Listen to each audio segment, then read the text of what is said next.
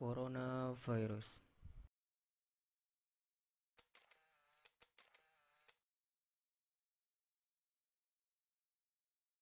adalah virus yang pertama kali ditemukan di Wuhan, China. Saat ini sebanyak 199 negara di dunia yang terkonfirmasi bahwa masyarakatnya terpapar virus corona, termasuk Indonesia.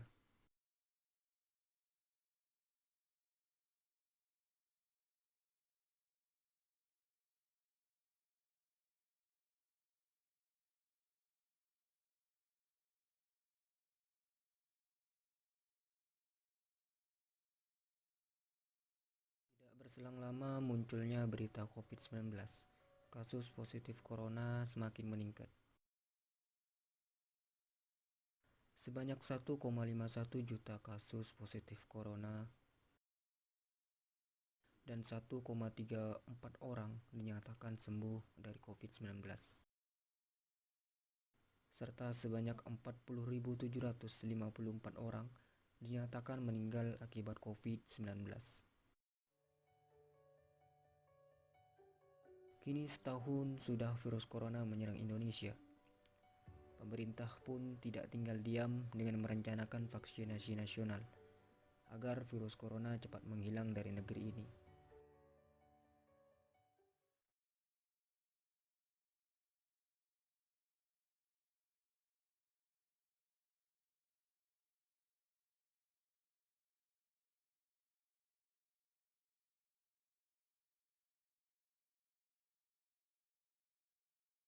Sejak COVID-19 muncul, banyak wilayah dan sektor yang terdampak COVID-19, termasuk sektor pendidikan, sektor ekonomi, perdagangan luar negeri, serta UMKM terganggu di beberapa wilayah.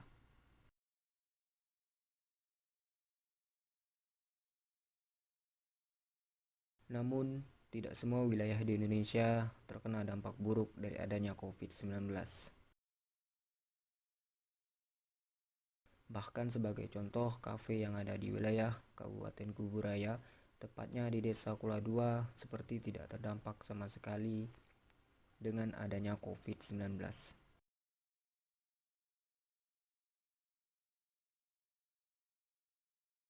Aktivitas para pengunjung kafe terlihat berjalan seperti biasanya, seperti tidak ada yang harus ditakuti. Salah satu pekerja di kafe ini mengatakan, setiap hari selalu ramai para pengunjung yang sekedar untuk kumpul bersama teman atau bermain game bersama. Kalau dibilang ramai sih ramai. Itu tiap hari ya? Tiap hari, karena enggak ada hari tertentu sih, ramai terus deh. Hal ini memperlihatkan bahwa adanya pandemi COVID-19 ini tidak berdampak pada usaha kafe tersebut. Enggak ada pengaruh sih sebelum dengan enggak ada COVID-nya pun sama ya sih. Sama ya. Terus tetap ramai kan. Tapi paling ramai sih malam Minggu sama malam Kamis deh. Tidak ada perubahan dari sebelum pandemi sampai pandemi COVID-19, baik dari jumlah pengunjung atau pembatasan jam operasional. Enggak ada sih, enggak ada perubahan. COVID dengan enggaknya pun enggak ada perubahan, masih tetap sih. Tetap ramai juga tetap ya. Tetap jam ramai operasional juga tutupnya sama gitu. Sama ya? juga. Desa Kula II juga dapat dibilang sebagai daerah zona hijau karena dapat dilihat aktivitas masyarakatnya yang cenderung normal. Berbeda dengan daerah lain yang berada di Pulau Jawa misalnya, pemerintah daerah harus melakukan lockdown untuk mengurangi penyebaran COVID-19.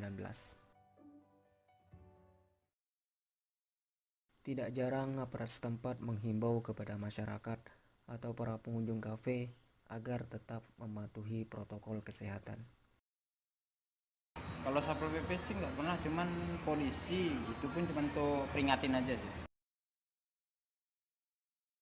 Hampir dari semua kalangan setiap harinya berkunjung ke kafe ini.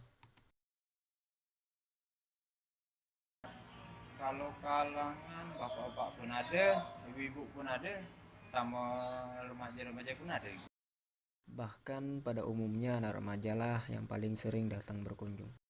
Namun, pemilik kafe tetap menghimbau para pengunjung untuk tetap menerapkan protokol kesehatan, karena pada dasarnya virus tidak terlihat dan dapat mengancam siapapun.